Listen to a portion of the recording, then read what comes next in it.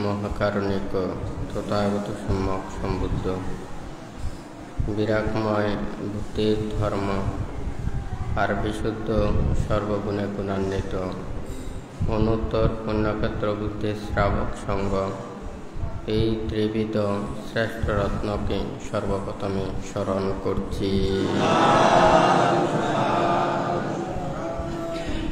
আজকে দুধাঙ্গ কুটিরে উপস্থিত অত্র এলাকা তথা বিভিন্ন জায়গা হতে আগত সদ্ধর্মের পূজারী নির্বাণকামী সদ্ধর্ম প্রাণদায়ক দায়িকাবৃন্দা মহাকারণিক তথাগত বুদ্ধির বিরাগময় ধর্ম ত্যাগময় ধর্ম দেশনার প্রারম্ভে প্রত্যেকের প্রতি মৈত্রীময় আশীর্বাদ জানাচ্ছি।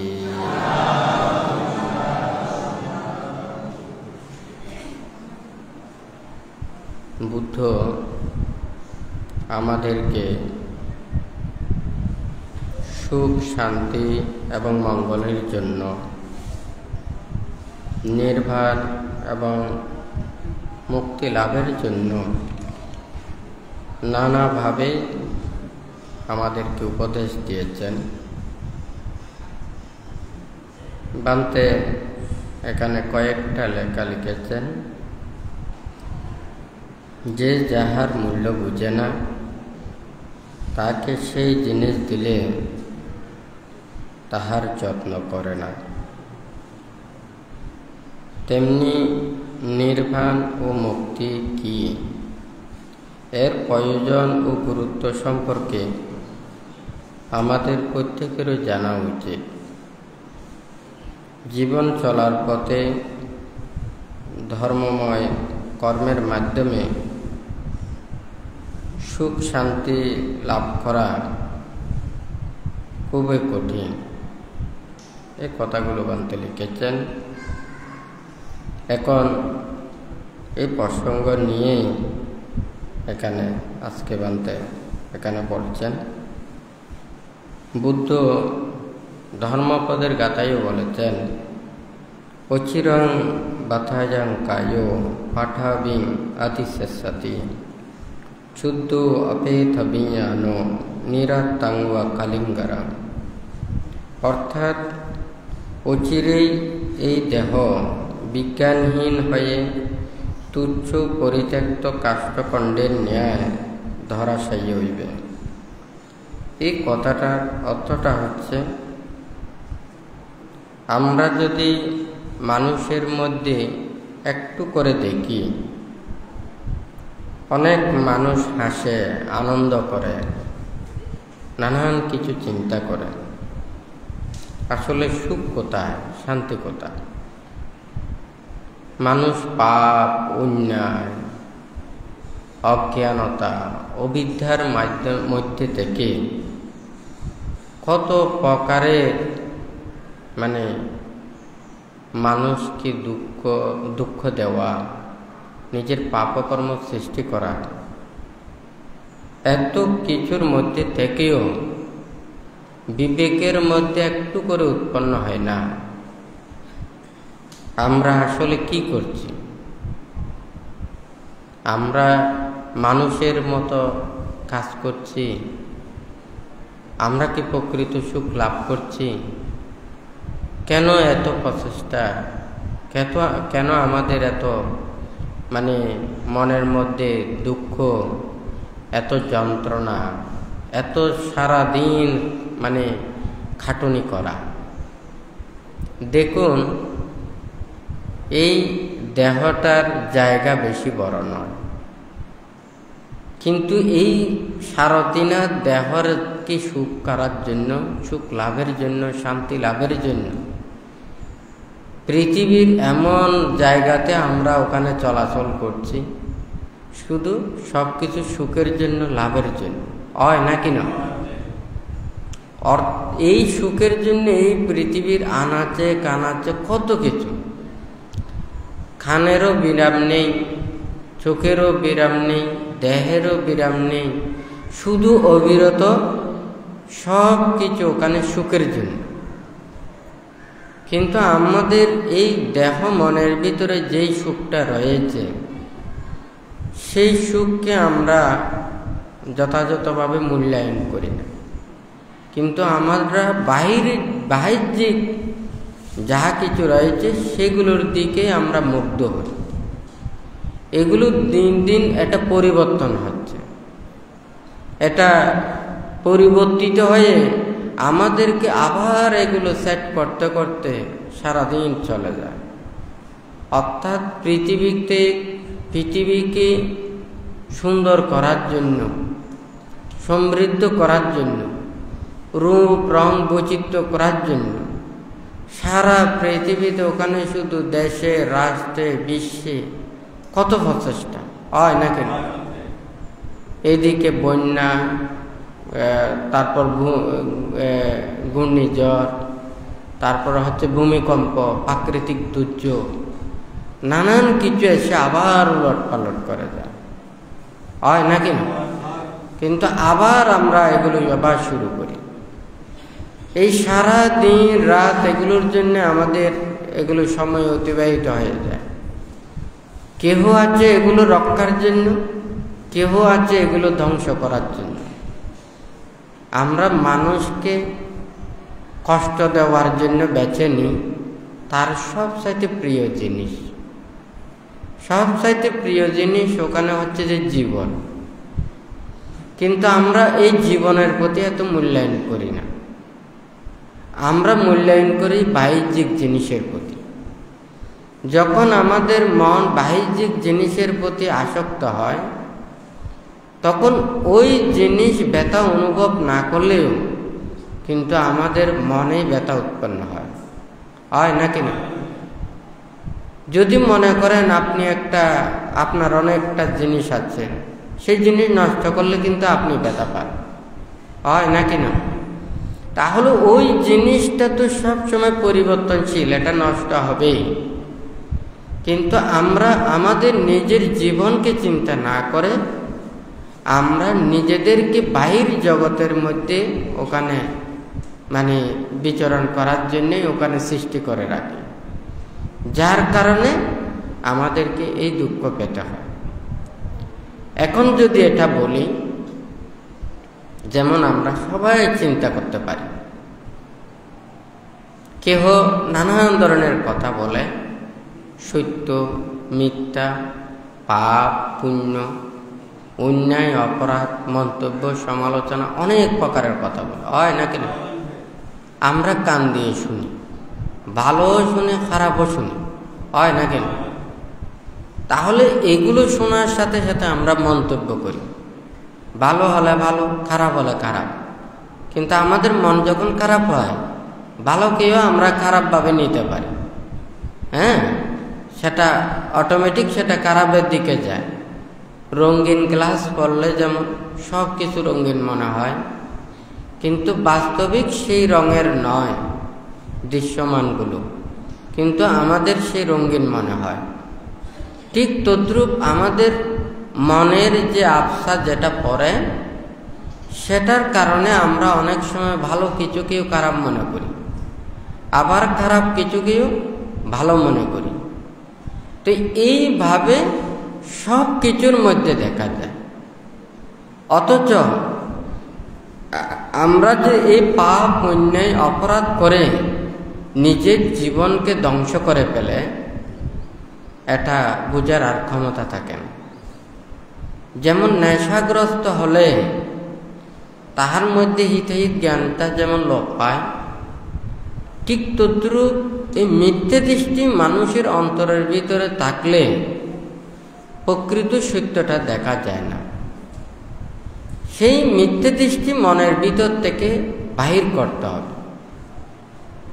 সেই মিথ্যে দৃষ্টির কারণে মানুষ কি হয়, ভ্রান্তির দিকে চলে যায়। অর্থাৎ বাস্তব জিনিসকে দেখা আর কল্পনা চোখে দেখা। কল্পনা বসে আমরা যতই কিছু চিন্তা করি না কেন, এটা অনেক সময় অনেক কিছু সেটা বিরাট আকার ধারণ করলেও বাস্তবিকটা হচ্ছে সবচাইতে বড় জিনিস। তো এখানে এই কথাটা বলার অর্থটা হচ্ছে, যখন এই মিথ্যে দৃষ্টি আমাদেরকে কিভাবে কাজ করে, যেমন জন্ম জন্মান্তর বিশ্বাস করা, কর্ম এবং কর্মফল বিশ্বাস করা, এটা আমরা সবাই জানি। একটা গাছকে যদি আমরা সুন্দরভাবে যত্ন নিই, সেই গাছটা যদি ভালো জাতের হয়, সেই গাছটাও তো আমাদেরকে ফল দেয়। কথাটা সত্য না মিথ্যে? তাহলে আমরা ভালো কাজ করলে অবশ্যই একটা ভালো ফল পাবো। এটাই হচ্ছে যে কর্মফল। কথাটা ঠিক নাকি বেঠিক? কিন্তু আমরা সেই কর্মফলকে বিশ্বাস করি না। কারণ আমরা যখন সত্যকে মিথ্যা করতে পারি, মিথ্যাকে সত্য করতে পারি, মানুষের যেটা বাস্তবিক নয়, বাস্তবকে অবাস্তব করতে পারে, অবাস্তবকে বাস্তব করতে পারে, এইটাই হচ্ছে আমাদের ক্ষমতা। এইগুলোই হচ্ছে আমাদের গুণ। হ্যাঁ, এগুলো করতে গিয়ে আমাদের মূল জিনিসটাও নষ্ট হয়ে যায়, হয় নাকি না? তাহলে মানুষে আমরা কিন্তু সবাই পারি ভালো পথে থাকতে, ভালো কিছুতে, ভালো পথে চলতে, ভালো কিছু দেখতে। সবাই চাষবাস করে।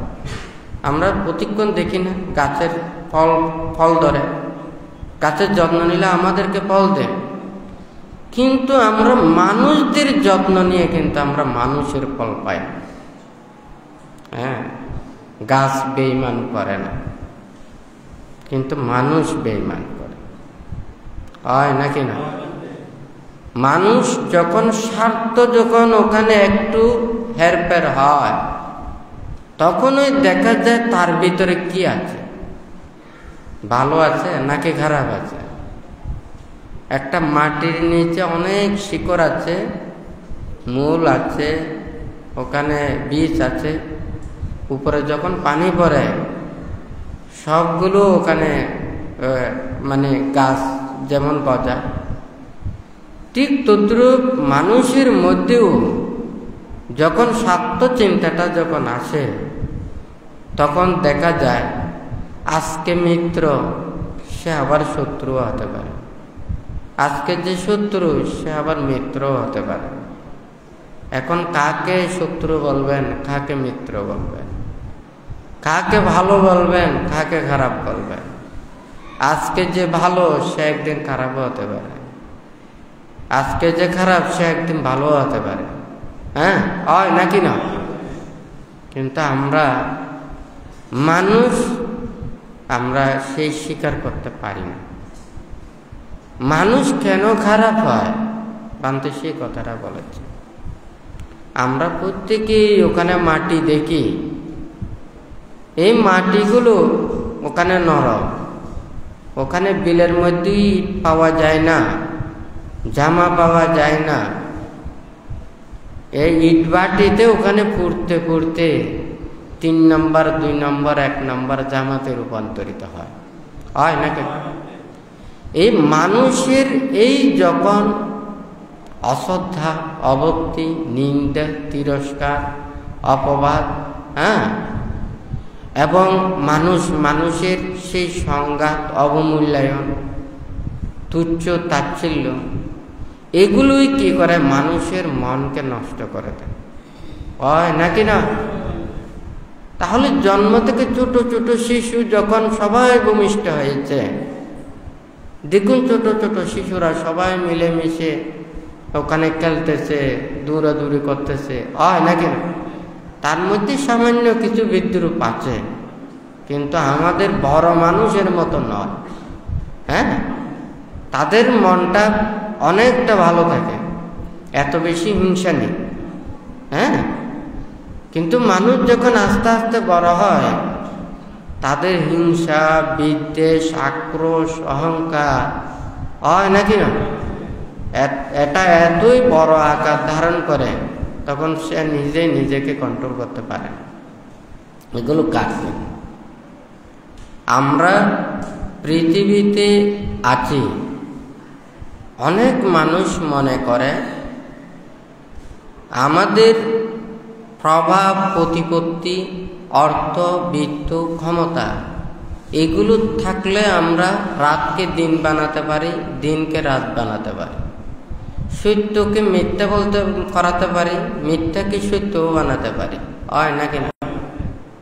ওরা নিজেদেরকে মনে করে এই পৃথিবীতে আমার মতো শ্রেষ্ঠ আর কোনো কিছু নেই।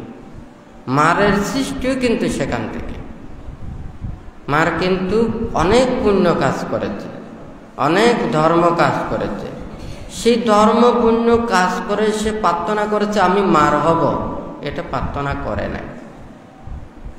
কিন্তু নিজের সেই শক্তি, অহংকার, প্রভাব, এগুলোকে সে দমাতে না পেরে তখন সে এই অত্যাচারগুলো শুরু হয়। অর্থাৎ দিনকে রাত বানাতে চায়, রাতকে দিন বানাতে চায়, সত্যকে মিথ্যা করতে চায়, মিথ্যাকে সত্য করতে চায়, হয় নাকি? তখনই সেই মারের সৃষ্টি হয়। তা আমরা একটু চিন্তা করলে বান্তেজি কিছুক্ষণ আগে বলেছেন আমরা এই পৃথিবীতে থাকবো না, সেটা ঠিক। আমরা অন্যায় করলে, অপরাধ করলে এই পৃথিবীর কোনো মানুষ না জানুক, নিজের মনকে কিন্তু কেউ ফাঁকি দিতে পারবে না, নিজের বিবেককে কেউ ফাঁকি দিতে পারবে না। যারা বড় বড় অন্যায় অপরাধ করবে সে যতই কিছু ওখানে সব মানুষ আমাকে ভালো জানলেও সে বলবে যে কি তার মনের ভিতরে সেই অপরাধ বোধতা, সে অজ্ঞতা, অজ্ঞানতার মাধ্যমে সে নিজে নিজের দুঃখ অনুভব করবে। আমরা এই যতদিন পর্যন্ত প্রাণ আছে, জীবন আছে, আমরা মানুষকে এখানে সবাইকে ওখানে বোকা বানাতে পারব, কিন্তু মৃত্যুর পর আমরা যেখানে যাব সেই স্থান তো কেউ বোকা বানাতে পারবে। আমাদেরকে যেতে হবে। যখন যাব আমরা যা কিছু ভালো কাজ করছি এটারও আমাদের ফল আমাদের সাথে যাবে, আমরা যা খারাপ কাজ করেছি এগুলোর অংশও ওখানে যাবে। ভালো খারাপ এগুলো সব যাবে। কিন্তু আমরা যদি এখানে মনে করি আমরা তো কোনো খারাপ কর্ম করি না, অন্যায় কর্ম করি না, আমাদেরকে সবাই ভালো জানে। দেখুন, কোনো মানুষের মন যখন পবিত্র হয়, কোনো মানুষের প্রতি হিংসা থাকে না, বিদ্বেষ থাকে না, কারো প্রকারের কোনো ধরনের ক্ষতির চিন্তা করে না, সেই মানুষকে দুঃখ দিতে পারে জীবন পর্যন্ত, অর্থাৎ তাকে মেরে ফেলতে পারে, এতটুক পর্যন্ত পারে, কিন্তু মনের ভিতরে আঘাত দিতে পারে। আর যদি মনে করে যারা অন্যায় করে, অপরাধ করে, পাপ করে, তারা কিন্তু শান্তিতেও ঘুম যেতে পারে না। মনে করে আমি যদি অন্যায় করি, অপরাধ করি, আপনাকে যদি খারাপ কথা বলি, জগতের সবাই আমাকে ভালো মনে করতে পারে, কিন্তু আপনি আমাকে খারাপ মনে করবেন। অর্থাৎ আমি যে খারাপ উপদেশ দিয়েছি, খারাপ কথা বলেছি, আপনাকে কুপরামর্শ দিয়েছি, হয় নাকি না? সেই জন্য বলেছে মিথ্যাবাদী মিথ্যাবাদীকে অবিশ্বাস করে। মিথ্যাবাদী মিথ্যাবাদীকে অবিশ্বাস করে, একজন সত্যবাদী সত্যবাদীকে বিশ্বাস করে, হয় নাকি না? আপনি যতই কিছু ওখানে করুন না কেন, মিথ্যাবাদীকে অবিশ্বাস করে। তাহলে মিথ্যেও তো আমাদের প্রয়োজন হয়। মিথ্যে দিয়ে অনেক সময় সত্য উদ্ঘাটন করে। কিন্তু এখন সত্য উদ্ঘাটন করা বড় জিনিস না, আমি মানুষের কাছে বিশ্বাসটা হারিয়ে ফেলবো, এটাই বড় জিনিস। বিশ্বাসটা রক্ষা করা বড় জিনিস, হয় নাকি না? অর্থাৎ আমরা হয়তো অনেক সময় এই মিথ্যার আশ্রয় গ্রহণ করি সত্যকে বের করার জন্য, কিন্তু এই মিথ্যা বলতে বলতে যখন আমাদের অভ্যস্ত হয়ে যায় তখন কিন্তু আমাদের সত্যতা থাকে না। বুদ্ধ সেই জন্যই বলেছে যে আমি যা কিছু বলবো তা কিছু সত্যটাই বলবো, বাস্তবটাই বলবো। আর যদি আমার কোনো কিছু বলার প্রয়োজন না থাকে, তাহলে নীরব থাকাটাই ভালো। তাই বলে কি আমরা সব সত্য বলতে পারবো না? সব সত্য বলতে পারবো না, কারণ সত্যকে মানুষ ভালোবাসে। হ্যাঁ, সেই জন্যই বলো যে অপ্রিয় সত্য। আপনাদেরকে যখন আপনার প্রকৃত সত্য কথা বলবো, আপনার অন্যায় অপরাধ পাপ এগুলো বলবো, তখন আপনি দেখবা যাবে যে আপনি আমাদের কাছ থেকে দূরে সরে যাবে। ভুল ধরলে, অন্যায়গুলো বললে, খারাপগুলো বললে আপনারা মনে করেন এই মানুষটা আমার শত্রু, হয় নাকি না? আর যেই মানুষ আমাদের ভুলগুলো ধরে না, অন্যায়গুলো ধরে না, সে মানুষকে মনে করে এই মানুষটা আমার মিত্র। না, যেই মানুষ আপনার ভুল অন্যায় অপরাধ পাপকে আশ্রয় প্রশ্রয় দেয়, সে হচ্ছে আপনার সবচাইতে বড় শত্রু। কিন্তু আমরা তাদেরকে মনে করি এই হচ্ছে যে সবচাইতে মিত্র, হয় নাকি না? দেখুন, যার কোনো বন্ধু থাকে না তার কোনো শত্রুও থাকে না। শত্রুর জন্ম হয় মিত্র থেকে, বন্ধুত্ব থেকেই শত্রুর জন্ম হয়। হ্যাঁ, তাহলে আমার যদি কোনো মিত্র না থাকে, আমার কোনো যদি বন্ধু না থাকে, আমার শত্রু হবারও কোনো কিছু থাকবে না, হয় নাকি না? তবে একেবারে শত্রু থাকবে না তা নয়, বুদ্ধেরও শত্রু ছিল। হ্যাঁ, বুদ্ধ যখন সেই সম্যক দৃষ্টি ধর্ম দান করেছেন, মিথ্যা দৃষ্টি প্রতিপন্ন সেই তীর্থিকেরা বুদ্ধের বিরুদ্ধে নানান প্রকারের সেই ধর্ম প্রচারের জন্য বাধা অনেক প্রকারে দিয়েছিল। তাহলে ভালো কাজ করতে গেলেই শত্রু থাকবে, তবে এই শত্রুটা অন্য ধরনের। আর শত্রু একটা সৃষ্টি করা, আর একটা হচ্ছে যে আপাতত দৃষ্টিতে সৃষ্টি হওয়া। যেমন একটা ওখানে জমির মধ্যে দেখা যায় এই আগাছাগুলো উৎপন্ন হয়, আবার যখন ধান গাছ রোপণ করে তখন আলাদা আগাছা উৎপন্ন হয়। সেই আগাছাগুলো কিন্তু আগে থাকে না, এটা ধান রোপণ করলেই ওখানে ওই আগাছাগুলো হয়, হয় নাকি না? তো ঠিক তদ্রূপ আমাদের কতগুলো হচ্ছে যে স্বভাবজাত সংস্কারগুলো কারণে মানুষ পাপ অন্যায় অপরাধ করে, আবার কতগুলো আমরা কর্মের মাধ্যমে সৃষ্টি করি, হয় নাকি না?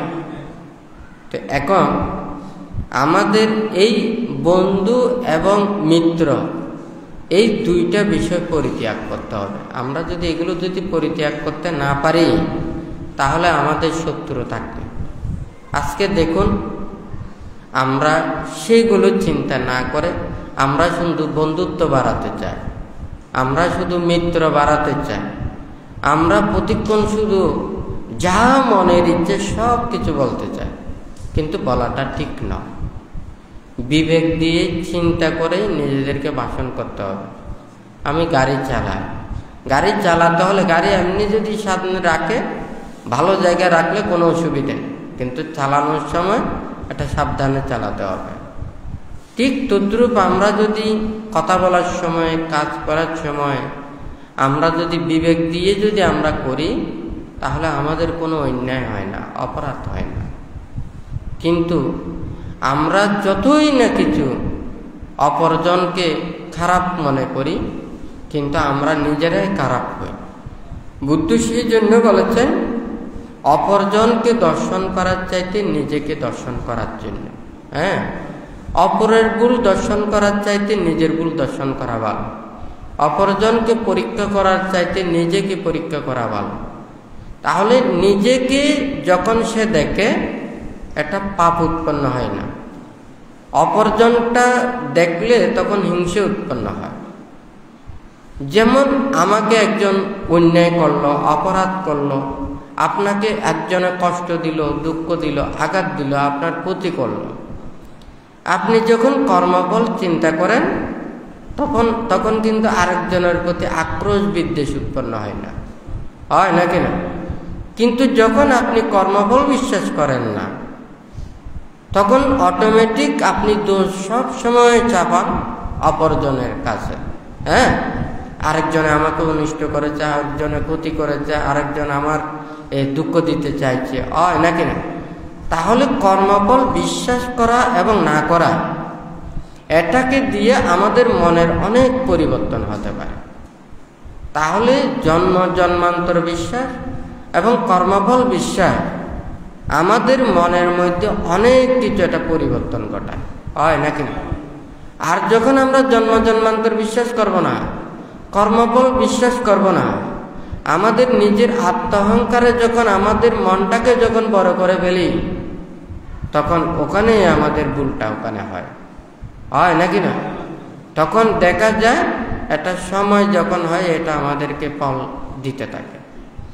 এখন আমরা মানুষ যারা আজকে যদি চিন্তা করেন, বাড়িয়ে বাড়িয়ে ঘরে ঘরে গ্রামে গ্রামে যেই ধর্মের নামে নানান ধরনের মানুষের মধ্যে সংঘাত, হিংসা, বিদ্বেষ এগুলো ছড়িয়ে যারা দিয়েছে তারা তো শান্তিতে আছে।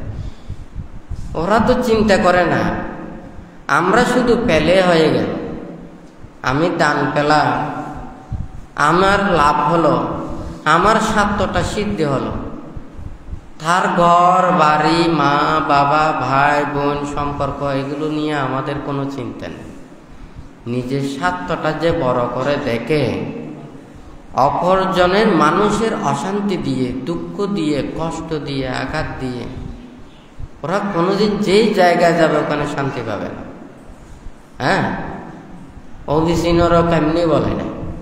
হ্যাঁ, আমি যদি এখানে যদি স্বর্গের যদি ওখানে ফাঁসাতো বানায়, হ্যাঁ, পাপ কর্ম অন্যায় কর্ম যদি করে থাকি, তাহলে তো এই জলজন্ত মাটি দুভাগ করে ওখানে অভিসিনরকে যেতে হবে, হয় নাকি না? তাহলে আমি মানুষদেরকে দেব সৎ উপদেশ, ভালো উপদেশ, নীতির উপদেশ, যেই উপদেশ তারা শ্রবণ করে আচরণ করে তারা ভালো হবে, অন্যায় পথের দিকে যাবে না। হ্যাঁ, সেই কর্মপন্থাই তো আমাদেরকে উপদেশ দিতে হবে। আমি টাকা দিয়ে কি করব, মানুষের অর্থ দিয়ে কি করব, মানুষের দান দিয়ে কি করব, হয় নাকি না? তারা যদি শ্রদ্ধায় এগুলো কুশল কর্মপথে চলে, ওনাদের সে পুণ্য সঞ্চয় করে, এটা তো ভালো কাজ, হয় নাকি?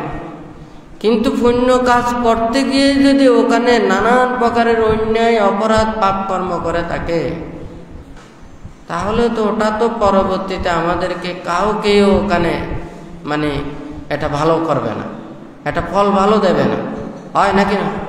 আপনারা মারামারি করুন, কাটাকাটি করুন, অধর্ম করুন, হ্যাঁ, নিন্দে করুন, তিরস্কার করুন, অধর্ম ভাষণ করুন, জ্বললে আপনারা জ্বলবেন। হ্যাঁ, আমার স্বার্থটা ঠিক থাকলে হয়ে যাবে। হ্যাঁ, কেন? এটা যে চিন্তা করবে তারই ধ্বংস হবে। আজকে ভান্তে যদি একটা চিন্তা করে, ভান্তে সবসময় চিন্তা করে আমি এগুলো দিয়ে কি করব। আমি চাই আপনারা ধর্মপূর্ণ কাজ করতে চান, ধর্ম আচরণ করতে চান, সেই জন্য একটা ধর্মের পরিবেশ সৃষ্টি করা। আপনারা স্বাধীনভাবে ধর্মচর্চা করবেন, নিশ্চিন্তে ধর্ম আচরণ করবেন। হ্যাঁ, তাহলে এই ধর্ম আচরণের জন্য আপনাদের পরিবেশ লাগবে। ভান্তে সেটা চিন্তা করে মানে হিল ট্যাক্স থেকে সমতলে আমি কোথায় একটা স্বাধীন ধর্ম চর্চা করার মানুষের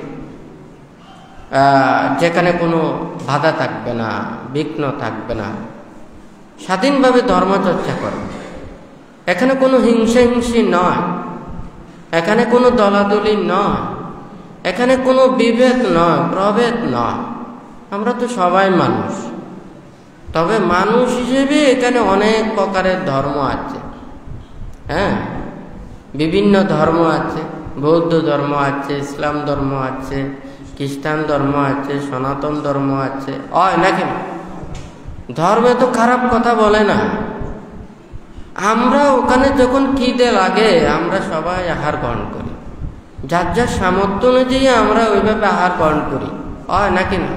যার অর্থবিত্ত বেশি সে তার অর্থ সামর্থ্য মাধ্যমে সে উন্নত জীবন আচরণ করতে চায়, আর যে সামর্থ্য কম সে সেইভাবেই সে ক্ষুধাটা নিবৃত্তি করে। আমরা মানুষের মধ্যে আমরা মানুষের সৎ পথে, নীতির পথে, ভালো পথে চলার জন্য এ ধর্ম সৃষ্টি হয়েছে। হ্যাঁ, ধর্ম খারাপ কোনো কিছু বলে না, তবে আমি যেটা পছন্দ করি সেটা আরেকজনে পছন্দ নাও করতে পারে, তার সামর্থ্য নাও থাকতে পারে, কিন্তু আমি জোর করে তো সবাইকে একই জিনিস খাওয়াতে পারি না, হয় নাকি না? আপনারা ওখানে পোশাকের দোকানে যান, কাপড়ের দোকানে যান, যার যার সামর্থ্য নেই, যার যার পছন্দ অনুযায়ী ওখানে পোশাক কেনেন, হয় নাকি না?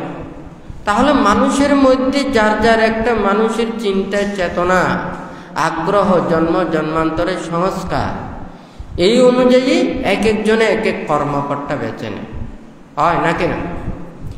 তাহলে এখন যদি এটা চিন্তা করা হয়, এই ধ্যান জগৎ মানে ত্যাগময় জীবন, এটা আলাদা। সংসারের মধ্যে সব সময় মানে আনন্দ উল্লাস, হ্যাঁ, তারপর হই উল্লাস এবং নানান প্রকারের যেমন সুখ তেমন দুঃখ, খানিকক্ষণ হাসি খানিকক্ষণ কান্না, হয় নাকি না? এই জগৎ থেকে ধ্যানময় ত্যাগময় জগতের মধ্যে এই অনিত্যতা, অসারতা বিষয়গুলো জেনে এই সমস্ত লৌকিক আমোদ প্রমোদ এগুলো পরিহার করে একটা নির্জন ত্যাগময় শান্তিময় স্থানের জন্য এই ভাবনা এবং ধর্মময় স্থান, হয় নাকি না? তাহলে সেই স্থান সৃষ্টি করার জন্য বানতে চাইছে, কারো কোনো কিছু লাভের জন্যও না, কারো কোনো কিছু পাওয়ার জন্যও না। বানতে চিন্তা করে আমি নিয়ে কি করব। ওরা মানুষেরা চায় মানুষের জন্য কোনো কিছু বানতে করে দিতে চায়, হ্যাঁ, কিন্তু কিছুক্ষণ আগেই বানতে দেশনায় বলেছেন মানুষ বড় বেঈমান। স্বার্থ যখন মানুষের একটু টান পড়ে তখন দেখা যায় যে সারা জীবন আপনাকে লালন পালন করেছে, মাথা পিতা না খেয়ে আপনাকে খাওয়াইছে, লেখাপড়া করাইছে, শিক্ষিত করেছে। আপনি কোন জ্ঞানে, কোন বিবেকে একজন ছেলে হোক কিংবা মেয়ে হোক, মাতা পিতা ভাই বোন জ্ঞাতি মিত্রদেরকে ছেড়ে কোনো দিন একজন বিবেকবান কেউ চলে যেতে পারে, হয় নাকি না? কিন্তু আমাদের সেটা তো হয়, কথাটা ঠিক নাকি বেঠিক? জন্ম থেকে আপনার শিক্ষা এবং জীবন গঠন পর্যন্ত মাতা পিতা ভাই বোন জ্ঞাতি মিত্র ওনারা কত আদর স্নেহ সব কিছু করেছেন। তাহলে একজন ছেলে হলে এই ছেলে মেয়ের পিছনে চলে যায়, একজন মেয়ে হলে একজন ছেলের পিছনে চলে যায়, হয় নাকি না? তাহলে এটা আমাদের মন ওখানে স্বার্থ। হ্যাঁ, যখন নিজের স্বার্থকে বড় করে দেখে তখন এই পৃথিবীতে অন্যায় অপরাধ পাপ করতে পারে না এমন কোনো কাজ নেই। হ্যাঁ, আপনি দেখবেন, আপনি যদি বলেন সারা জীবন ওদেরকে লালন পালন করেছেন, তাদেরকে ভরণ পোষণ করেছেন, সে যদি অকৃতজ্ঞ হয়, হ্যাঁ, আপনার বিপদের সময় তাকে পাবেন না। হ্যাঁ, ঠিক তদ্রূপে মানুষ এই অজ্ঞতার কারণে, অজ্ঞানতার কারণে, অবিশ্বাসের কারণে, অবমূল্যায়নের কারণে এই পৃথিবীতে এত উত্তপ্ত। হ্যাঁ, মানুষ যখন এই অন্যায়গুলো দেখে তখন কিন্তু ওখানে আর সহ্য হয় না। আপনি ভালো মানুষ, আপনি কোনো কিছু চিন্তা করেন না, হ্যাঁ, কিন্তু আপনি যখন শোনেন যে একজন মানুষ অন্যায় করলো না, সে একটা আঘাত পেল, তখন আপনার সেগুলো শুনতে একটু খারাপ লাগে, হয় নাকি না? তো ঠিক তদ্রূপ আমরা যদি এটা যদি চিন্তা করি, বাহ্যিক জগতের এগুলো পরিত্যাগ করে সবাই ধর্মস্থানে আসে। ধর্মকে বলে, ধর্মস্থানকে পবিত্র স্থান, যে স্থানে এসে আমরা কিছুটা শান্তি পাই, সুখ পাই। এখানে কোনো ঝগড়া বিভেদ নেই। আমাদের মনের মধ্যে অনেক পাপ থাকলেও পবিত্রতম স্থানে গিয়ে আমাদের মনের পাপগুলো কিঞ্চিত হলেও মন থেকে আমরা দূরে রাখার জন্য চেষ্টা করি, হয় নাকি না? কথাটা ঠিক নাকি বেঠিক? সারাদিন মানুষেরা কত ময়লা আবর্জনায় থাকে, হয় নাকি না? ওখানে শীতল স্বচ্ছ ঠান্ডা মানে পরিচ্ছন্ন ওখানে পানিতে ভালো মতো স্নান করে জিরিয়ে বসে শান্তি লাভ করে, হয় নাকি না? তাহলে সারাদিন পাপ কাজও করে, আবার অন্যায় কাজও করে, আবার ধর্মের কাছে এসে কিছুটা হলেও কি এই পাপগুলোকে পরিত্যাগের জন্য ওখানে সংকল্পবদ্ধ হয়, চিন্তা করে, ভালো কিছু চিন্তা করে, হয় নাকি না? তাহলে যদি মানুষ যদি এই সুন্দরভাবে শান্তিময় জায়গাতে যদি থাকতে না পারে, তাহলে কিভাবে মুক্তি লাভ করবেন? বান্তিশিক জন্য ওখানে লিখেছেন নির্বাণ এবং মুক্তি কি, এটা মানুষের জানতে হবে। এটা মানসিক বিষয়, ভিতরের জগতে, এটা বাহ্যিক জগতের নয়। আপনার এখানে বাহ্যিক জগতে এখানে রূপ রং বৈচিত্র্য অনেক কিছু আছে, এগুলোর আমোদ প্রমোদ বৈচিত্র্যময়, এগুলো দেখে এইদিকে তৃপ্তি লাভ করা, এটা একটা জগৎ। আর ভিতরের জগতে মনের ভিতরে যা কিছু পাপ অন্যায় অপরাধগুলো আছে, পাপ কালিমাগুলো আছে, খেলার সংযোজনগুলো আছে, এগুলো মনের ভাবগুলোকে দূরীভূত করে ভিতরের জগতে শান্তি লাভ করা, সুখ লাভ করা, এই কর্মপথে যাওয়াটা হচ্ছে ওখানে নির্বাণ আর মুক্তি, হয় নাকি না?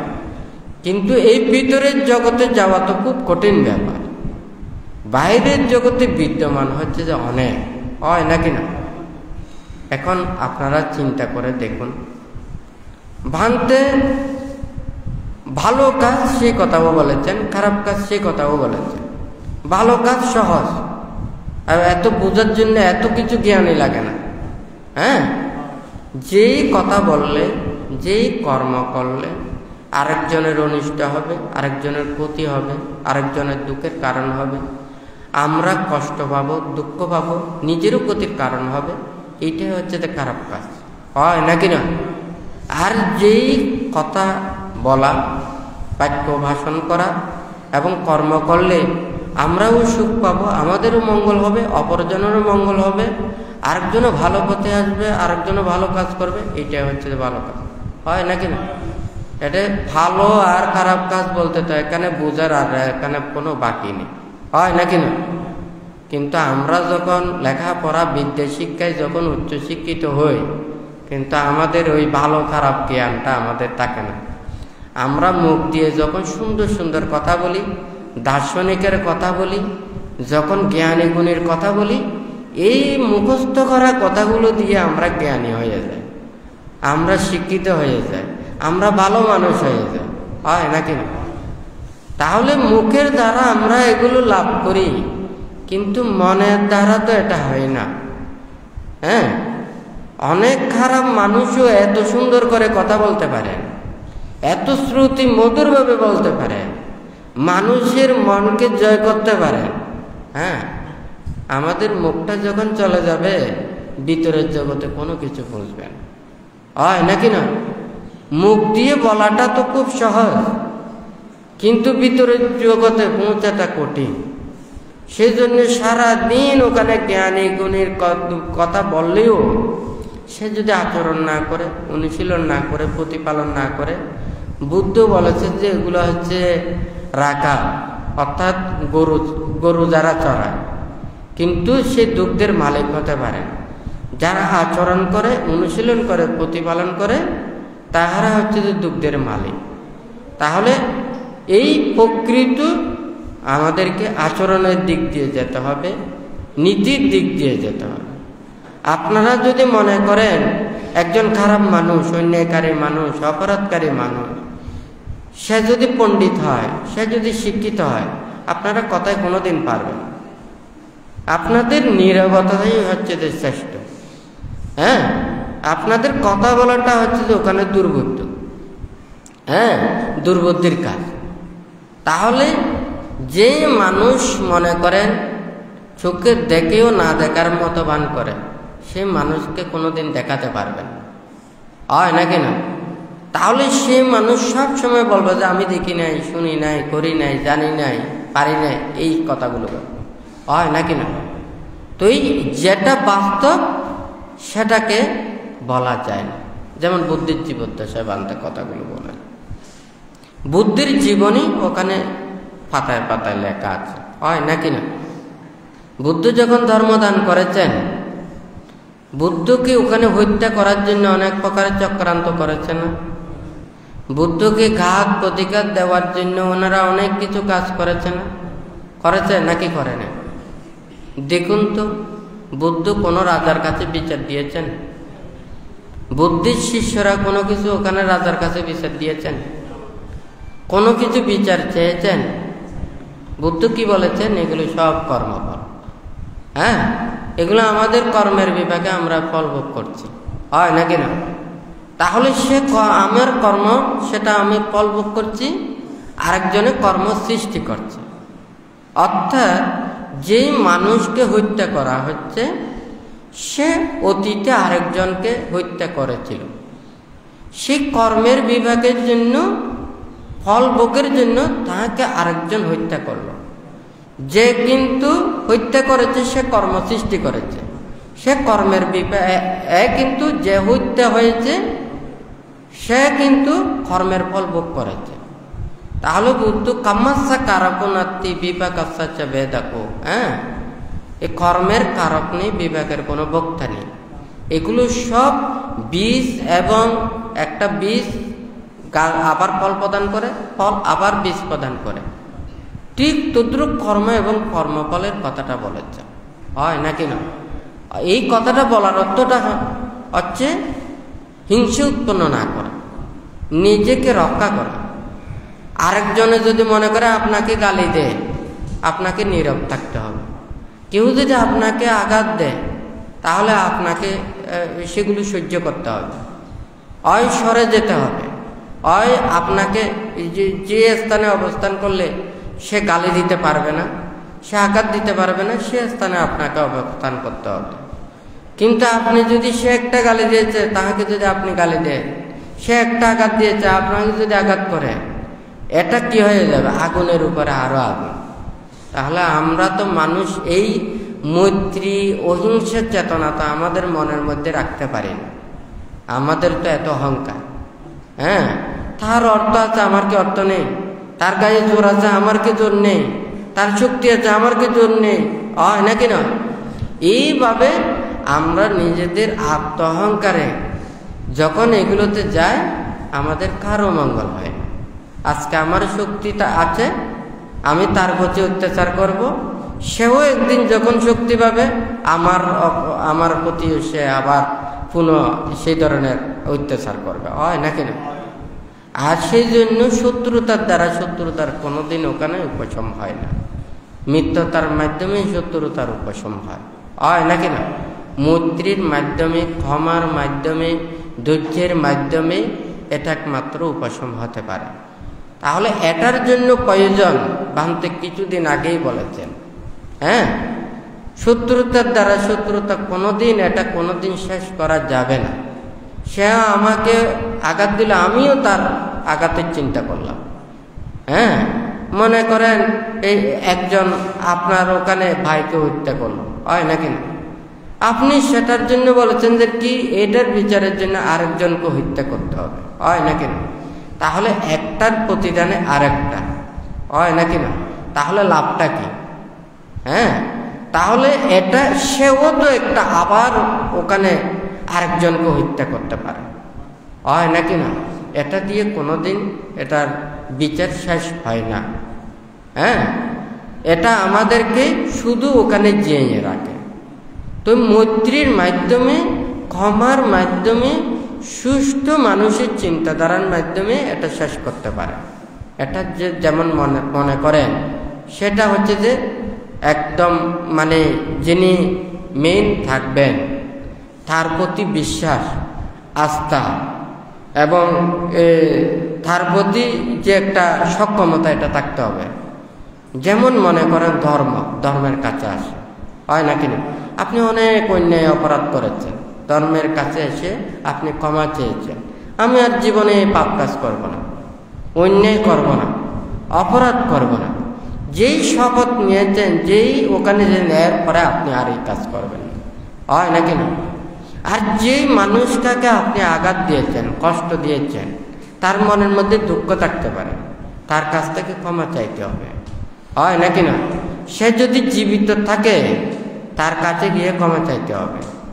তারপর হচ্ছে যে ধর্ম, সে যদি না থাকে তাহলে ধর্মের কাছে এসে ক্ষমা চাওয়া, হয় নাকি না? তার মন থেকে সেগুলো ফেলে দেওয়া। আর যদি মনে করেন সে মন থেকে যদি সেটা ফেলে না দেয়, আপনি এই জন্ম হয়তো ওখানে চলে গেছেন, ওই কালী যক্ষিণীর মতো আছে না, হ্যাঁ? তাহলে জন্ম জন্মান্তর পর্যন্ত একজনের এখানে সাপ হলে আরেকজন বেজি হবে, হয় নাকি না? এই সাপে বেজিয়ে লড়াই চলবে। তাহলে এই জন্ম জন্মান্তরে শত্রুতা আমি এটা থাকতেই থাকবে, হয় নাকি না?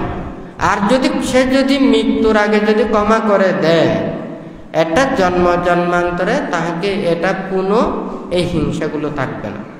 হ্যাঁ, তার মধ্যে হয়তো পাপ থাকতে পারে কিন্তু হিংসা থাকবে না। হ্যাঁ, তার যে আক্রোশ বিদ্বেষ এটা থাকবে না।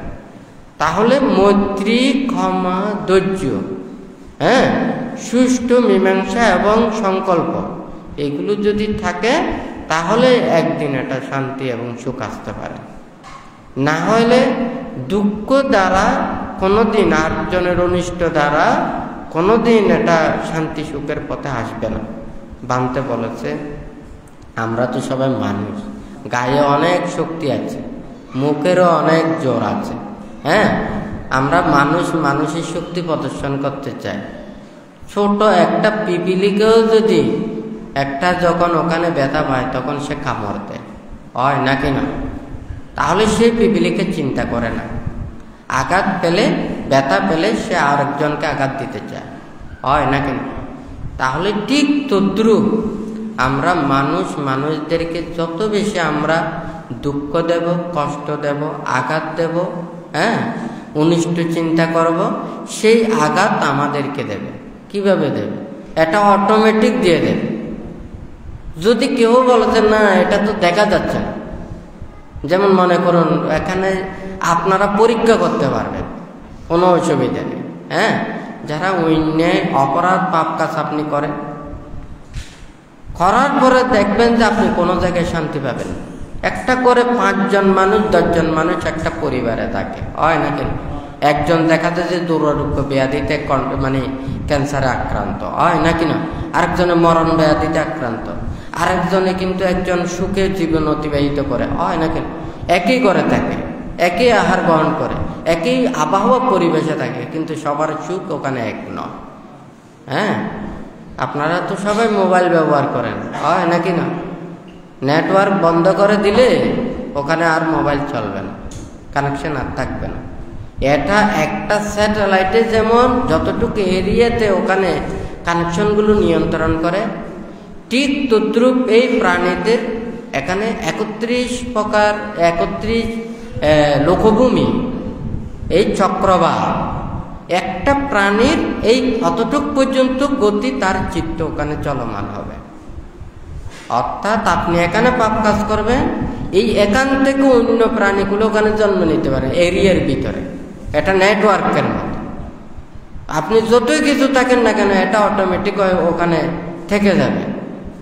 আমরা অনেক সময় ঘুমে নানান প্রকারের স্বপ্ন দেখি, হয় নাকি? আমরা মনে করি এগুলো কোনো কিছু না, না এটাও একটা কর্ম। মনে তখন কাজ করে যে, মন তখন অস্থির, তখন যাহা কিছু স্বপ্ন এগুলো সব অস্থির। আর মনের সাথে কাজের সাথে মিল থাকলে তখন সেগুলো সিরিয়াল থাকে। আর যখন আমরা ঘুমও যাই তখনও স্বপ্ন থাকে, কিন্তু তখন আমাদের এগুলো জানা থাকে না। হ্যাঁ, আর যখন আমরা একেবারে সজাগ থাকি, জাগরিত থাকি, তখন সব কিছু আমরা দেখতে পাই, মনটাকে সেটা স্পষ্টভাবে ওটা কাজ করতে পারি। আর যখন হালকা ঘুম হয় তখন স্বপ্ন আকারে দেখে, আর গভীর ঘুম হয় তখন তারা জানতে পারে না। তাহলে জন্ম জন্মান্তরে যাহা কিছু আছে এটা আমাদেরকে একবার না একবার এটা অবশ্যই এটা বিধবে, কর্ম এবং কর্মফল। তো যাই হোক, এখানে ধর্ম কথা বললে, উপদেশ দিলে, নীতির কথা বললে এখানে বলে কোনো শেষ করা যাবে না, হয় নাকি না? আজকে যা কিছু বানতে এখানে উপদেশটা দিয়েছেন, আমাদেরকে ওই কাষ্ঠখণ্ডের মতো পরে থাকতে হবে। আমরা কোনো কিছু নিয়ে যেতে পারবো না। আমরা মানুষের কাছে বেঁচে থাকতে চাইলে মানুষদেরকে আদর, স্নেহ, মায়া, মমতা, সুখ, শান্তি দিয়েই আমাদেরকে বেঁচে থাকতে হবে। কাউকে দুঃখ, কষ্ট, আঘাত দিয়ে নয়।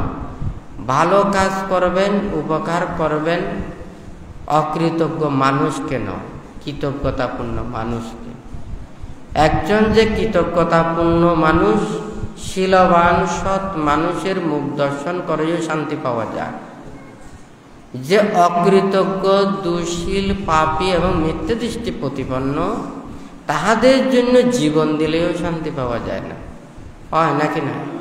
আমরা তো ভালো কাজ করতে চাই শান্তি পাওয়ার জন্য, সুখ পাওয়ার জন্য, পুণ্য লাভের জন্য, হয় নাকি না? তাহলে আমরা ভালো কাজ করব চিন্তা করেই করতে হবে, হয় নাকি না? আপনারা যদি বলেন না আমি তো ভালো কাজ করতেছি, যে ভালো চায় না তার জন্য ভালো কাজ করবেন না, বরঞ্চ এটা আরো হিতে বিপরীত হয়ে যাবে। কাউকে উপকার করবেন, কল্যাণ করবেন, ভালো করবেন, কিন্তু তার কাছ থেকে কোনো কিছু প্রত্যাশা করবেন না। আর যদি আপনার কোনো কিছু প্রত্যাশা থাকে, তাহলে সে ভালো কাজ আর ভালো কাজ থাকে না। অর্থাৎ আমি আরেকজনকে উপকার করার জন্য করেছি আমার স্বার্থ সিদ্ধির জন্য। তখন যদি দেখা যায় আমার স্বার্থটা ওখানে পাবো না, তখন কিন্তু তার প্রতি আমরা কি উল্টো আবার কর্ম সম্পাদন করি, হয় নাকি না? একজন বিপদে পড়েছে, তার বিপদ থেকে রক্ষা করলাম, সেটাকে আমি ব্যবহার করার জন্য, অর্থাৎ তাকে আমি অন্য কাজে ব্যবহার করব, এটা কিন্তু উপকার নয়, বরঞ্চ তার একটা ক্ষতির চাইতে আরো একটা ক্ষতিতে ওখানে নিয়ে গেলাম, হয় নাকি না? তো যাই হোক, এখানে আপনারা এসেছেন, ভান্তেও যেটা কিছুদিন আগেও বলেছেন, তো এই ভান্তে অনেকে যারা দায়ক, দায়িকা, উপাসক, উপাসিকারা রয়েছে, তারা যতক্ষণ পারে আপনারা যতক্ষণ এখানে আসেন, তো আসলে ধ্যান ভাবনা করা, নিজের মনটাকে স্থির করা, যতক্ষণ পর্যন্ত এখানে আছেন বুদ্ধকে বন্দনা করে, বুদ্ধের সামনে আছে ধর্মশালা আছে, ওইদিকে বিল্ডিং আছে, নীরবে ওখানে যতক্ষণ পারেন ততক্ষণ ভাবনা করলে এটাই ভালো হবে। হ্যাঁ, সারাদিন কথাবার্তা বলে মাথার মস্তিষ্কের মধ্যে কত ওখানে জ্বালা যন্ত্রণা সৃষ্টি হয়। নীরবতা থেকে মনটা একটু করে স্থির হলেও ওখানে অনেক সুখ শান্তি পাওয়া যায়, হয় নাকি না? তাহলে ওখানে যখন এখানে ধর্ম আচরণ করবেন, ধর্ম শ্রবণ করবেন, এই দেশের কথা, রাজ্যের কথা, নানার কথা, প্রেমের কথা, সমাজের কথা, পরিবারের কথা, এই সমস্ত এগুলো পরিত্যাগ করে নিজেকে সংযতভাবে ওখানে চলার জন্য ওখানে চিন্তা করবেন। ধর্ম আমরা যদি ধর্মকে যদি বিশ্বাস করি, ধর্ম পথে চলি, ধর্ম আমাদেরকে রক্ষা করবে, এটা আমাদের বিশ্বাস থাকতে হবে। কারণ ওখানে ধর্ম দেখা যাচ্ছে না, ধর্মকে আমরা বিশ্বাস করলে ধর্মের আমরা কিছুটা পাব, আর বিশ্বাস না থাকলে আমরা ধর্মের ফলও পাব না। যারা কর্মবল বিশ্বাস করে না, ধর্মকে বিশ্বাস করে না, নিজেদের সেই আত্মঅহংকারকে বড় করে দেখে, নিজেদেরকে মনে করে আমরা অনেক কিছু, আমরা যেটা চাই সেটা করতে পারি। হ্যাঁ, এটা যারা মনে করে এটা সব চাইতে বোকামি কাজ, কারণ আমরা পারি না। আমরা কি সারা জীবন যৌবন কাল রাখতে পারবো? হ্যাঁ, আমাদের এই জীবনটা রাখতে পারবো? আমাদের দৃষ্টিশক্তি রাখতে পারবো? আমাদের শ্রবণ শক্তি, এই দেহটাকে এটা রাখতে পারবো আজীবন? তাহলে শক্তি থাকলে এগুলো দিয়ে দেখান। হ্যাঁ, তাহলে বাহ্যিক এগুলো দিয়ে দেখায় কোনো লাভ নেই। তাহলে নিজের যদি আত্মঅহংকার যদি থাকে, তাহলে মনের যা কিছু পাপ আছে এগুলো দূরীভূত করে আমি এমন সৎ ভালো মানুষ হয়ে গেছি, আমি আর পাপ কাজ করি না, অন্যায় করি না, অপরাধ করি না, এটাই তো বড় অহংকার, হয় নাকি না? অর্থ বৃত্ত টাকা পয়সা ধন দৌলত এগুলো দিয়ে যারা বড়াই করবে, আত্মহংকার করবে, এটা থাকবে না। আজকে মনে করেন আপনাকে পুরো রাজ্যটা দিয়ে দিলাম, আপনি যখন রক্ষা করতে পারবেন না, অন্য কেউ এসে যদি দেশটা দখল করে, রাজাকেও পর্যন্ত পরিত্যাগ করে চলে যেতে হয় নাকি না? রাজ্য ছেড়ে চলে যেতে হয় না রাজাকে, হয় নাকি না? অর্থাৎ রাজত্ব করতে না পারলে, রাজ্যে শাসন করতে না পারলে, শত্রু যখন আক্রমণ করে তখন সে তো রাজ্যের মধ্যে রাজা একচ্ছত্র, হয় নাকি না? যখন রাজ্য ওখানে হারাই ফেলে তখন কিন্তু তাকে ওখানে অন্য রাজ্যে চলে যেতে হয় নাকি না? তাহলে কিন্তু এই মনের জগৎকে যদি সে পাপমুক্ত করতে পারে, সে এমন একটা জায়গাতে যেতে পারে সেখানে কেউ ধরতে পারবে না, কেউ তাহাকে ওখানে করতে পারবে না, তার পিছু যেতে পারবে না। আকাশের মধ্যে ওখানে যেমন কোনো কিছু পদচিহ্ন থাকে না, কোনো ছায়া থাকে না, আপনার গতিপথকে কেউ ওখানে রুদ্ধ করতে পারবে না, ওখানে স্মৃতি চিহ্ন কোনো কিছু যেমন থাকে না, ঠিক তদ্রূপ মানুষের মনকে যারা জয় করতে পেরেছে তারাও এইভাবে নিজেকে এইভাবে রচনা করতে পারে। তো যাই হোক, আপনারা প্রত্যেকে শীল বিনয় ধর্ম আচরণ করে নিজের তুল্য মানব জীবনকে যাতে সুন্দরভাবে প্রতিফলিত করতে পারেন, সেইভাবে আপনারা মনের মধ্যে এই শ্রদ্ধা, ভক্তি, বিশ্বাস, একাগ্রতা, চেতনা রেখে বুদ্ধ ধর্ম সংঘের কাছে আশীর্বাদ প্রার্থনা করে 3 বার সাধুবাদ প্রদান করি।